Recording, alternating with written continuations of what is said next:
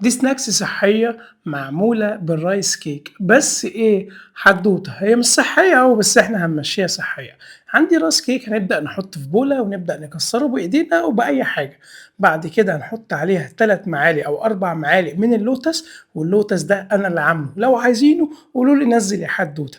بعد كده معلقتين كبار من العسل الأبيض وشوية فول سوداني، ولو عندك أي مكسّرات تاني تمام ما فيش مشكلة، تعمل ميكس حلو كده. بعد كده هات أي حاجة هتخش الفرن، صينية صغيرة، بولة صغيرة، أي حاجة، وابدأ حُط فيها ورق زبدة وحُط عليها الرايس كيك واطلع على الفريزر ساعة بالضبط، أنا عايزها بس تمسك في نفسها.